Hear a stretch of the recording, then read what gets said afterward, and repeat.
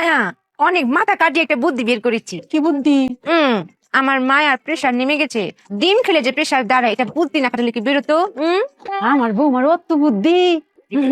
জানো মায়া, আমি মনে মনে একটা ডিম চাইতেছিলাম, কাইতাম। দাও ডিমটা দাও, অত সুন্দর করে ডিমটা করছো, কাই হ্যাঁ।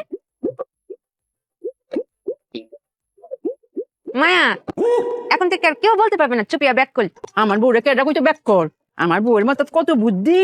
আমার প্রেসার কমে গেছে, আমার লাগে ডিম লয়ে আই পড়ছে। ও বউ, আমরা ঘরে তো তেল আসি না, তেলের যোগানটা তুমি কইতে পাইছো গো মায়া? বুদ্ধি কাটিয়েছি মায়া। কি বুদ্ধি? আমার মায়ার প্রেসার নেমে গেছে, এটার দাঁড়ানোর দায়িত্ব তো আমার। ভাবলাম মায়াকে একটা ডিম ভেজে খাওয়াই। চোর কাছে গেছি ডিম ভাজতে, গিয়ে দেখি তেল নেই। তেল ছাড়া আমি কি করে ডিম ভাজ করবো মায়া? পরে অনেক বুদ্ধি কাটাচ্ছিলাম, বুদ্ধি কাটাতে কাটাতে আমার চোখের সামনে দিয়ে সই করে একটা তেলা চলে গেল। তখন আমার বুদ্ধিটা খুলে গেল মায়া, যে এর নাম তেল চোরা কেন? নিশ্চয়ই সে তেল চুরি করে। তারপরে আমি কপালটাকে ধরে ফেললাম। তারপর ভাবলাম যে একটা দিয়ে তো হবে না, আমি প্রত্যেকটা কোনায় কোনায় চিপাই চিপাই সবগুলো তেল চোরাদের খুঁজে বের করলাম। বিশ্বাস করেন মায়া, আমি একটা তেল চোরাকে বাকি রাখি নাই, সবগুলোকে ধরেছি। ধরে একটা কড়াই রেখেছি, রেখে যে আগুনটা দিয়েছি না মায়া, এতগুলো তেল বেরিয়েছে না মায়া, পুরো 1 লিটার হবে। তুমি কি তেল চুলার তেল দিই ডিমটা ভাজছো?